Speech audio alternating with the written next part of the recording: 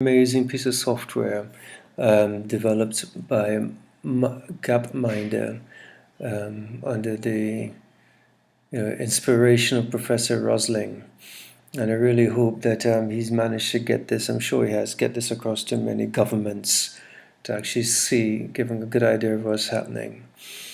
Okay, so we're comparing energy use per person with income per person between the United States, Denmark, and Singapore.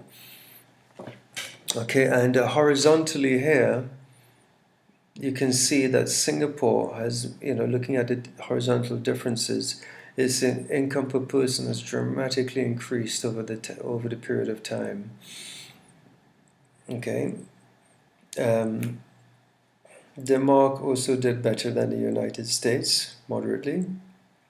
And there's an obvious situation here where the United States is definitely using most of the energy per person. Although Singapore did catch up very quickly here. So what I'll do now is play the animation so you could get a real feel of what's happening over the period of time.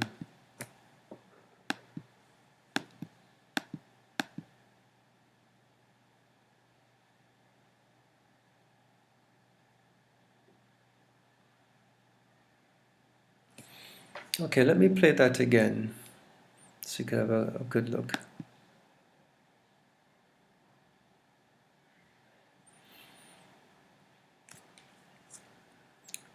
Right, I'm seeing 2 or 3 interesting periods of time where something's very big happened to all 3 countries, and I have to assume it's a global thing. Right, I could stop this now, let's finish it. And the first period seems to be around 1978 there. Alright, so if I show you Denmark, right, there's quite a big, there it is, there's quite a big dip with no change in income per person, but a big dip in their energy use per person. That ties together with exactly the same time as the United States. Very interesting, But I have to say that Singapore did buck the trend as incomes grew. Their energy use stayed more or less level until about 1982-83, whereas demand for energy just skyrocketed till about 1994. Okay, now this brings about another interesting period of time here. In around 1996 in Denmark's case, and 1989. Where is it here? This one, Singapore, 1994.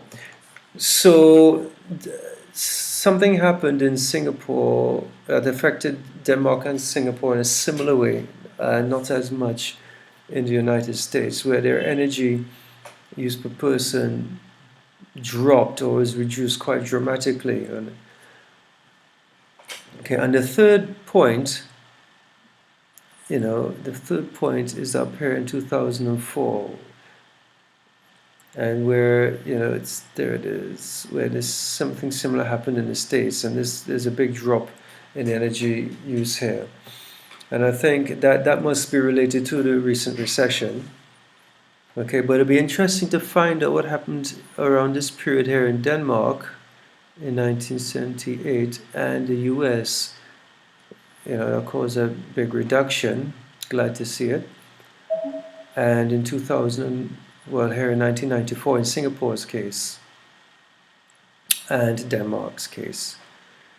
Right, so obviously a lot of research needs to be done here to find out what global impact was having to cause those things. But there you go, very, very interesting stuff.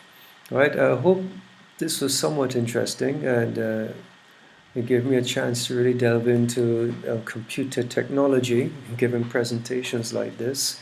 Obviously not a natural thing, as this is my 4th attempt. But very interesting on Gapminder nonetheless. Thank you very much for watching.